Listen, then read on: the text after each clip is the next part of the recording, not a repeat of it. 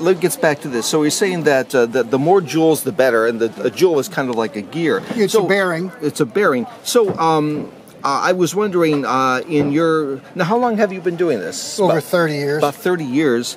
And 30 years as a watch repairman, or what have you been doing in these 30 years in the world of watches? Watch repairing. Okay, and, watch repairing. And I'm a collector too. I mean. Okay, so so in these 30 years, how many is the most jewels that ever comes to mind? Oh, have you heard more than 120 jewels? No, I've not heard that many. 50 jewels? Somewhere around in that ballpark. Okay, so around 40. Are they in like dozens? Like it's either 12 jewels, 24 jewels, 36 jewels, 48 jewels, or in any denominations? Basically, in any denomination. So how many is the most you've heard of then? Probably somewhere in this neighborhood of 50 to 75 jewels. Okay, 50 to 75 jewels. And just off, I'm not asking you for an exact one, but a watch that had a high number of jewels, what would be a brand that is likely to have that number of jewels? Oh, geez. The one that comes to mind, I guess, is the most is probably Waltham. Waltham. Could you spell Waltham, please? Waltham. And is that Swiss or no? German? That was an American brand. So that's an American brand. And do you know about when they were making their watches in the 20s? Waltham started. Waltham was actually the first to make an American watch. They started making watches in 1860s during the Civil War. Wow. So the first watches to be made in America was contemporary to the Civil War. Yeah. So where were Americans getting their watches from prior to that Europe. time? What cities or countries in Europe? They all over. I mean, a lot of our watches were imported from England, France.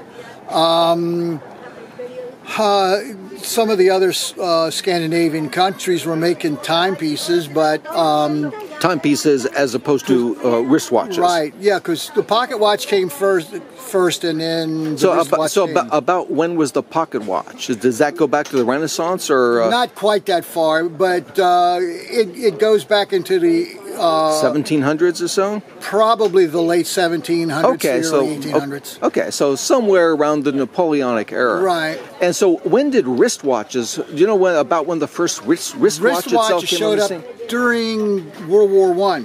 Oh, World War I. So right. That's fairly recent. Right. So the wristwatch is only 100 years old. Now, do you know why the wristwatch came about? What was the need? I mean, did it have something to do with the fact that the war was going on? Exactly. And they needed something to easily look at the time? The story is that there was a problem with the pocket watch being worn by the soldiers during World War II when they would come out the trench. World War I. Or in World War I, when they were coming out of the trenches, they were busting the crystals.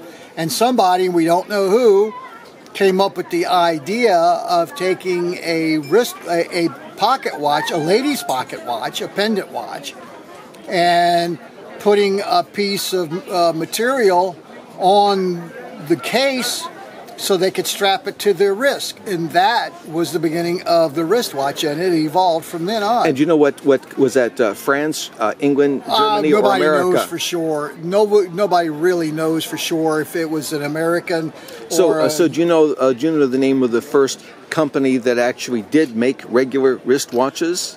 Not right off, because there were so many of them that came out virtually the same time. Because like I said, initially they used ladies' pendant watches. Sure.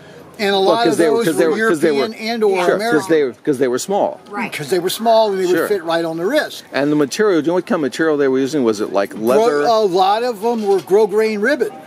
Grosgrain ribbon? Grosgrain. Yeah. Like for sewing. Yeah. It's ribbon about this wide. Now, what's it called again? Very slow. Let me grain Let me see how to spell it. ribbon. Yeah. And that's what they use to tie the watch. They could tie it on to their wrist, and they in that way the watch crystal didn't get broken. Because the crystals were originally made of glass. And so when you started 30 years ago, what city were you working out of? I was off the East Coast. I was born and raised in Alexandria, Virginia, and that's where I started. So so you started in the watch business in Alexandria, Virginia about 30 years ago. Yeah. So this is like in the 80s or so. So when did you come to California? About 8 years. 2000. I was here in 2006. Okay, 2006. I migrated. Could you spell for me? I can't see. GROSGRAIN. Oh, good. Sure. Okay. Well, great. And what is your name? Thomas Couples. Thomas Couples. Could you spell his last name? COUPLES. Just like it sounds. Couple with an S. And what is the exact name of the business? California Dreaming Clock and Watch. We've gone through California Dreaming Clocks and Antiques. Clocks and Antiques. Fantastic. Okay.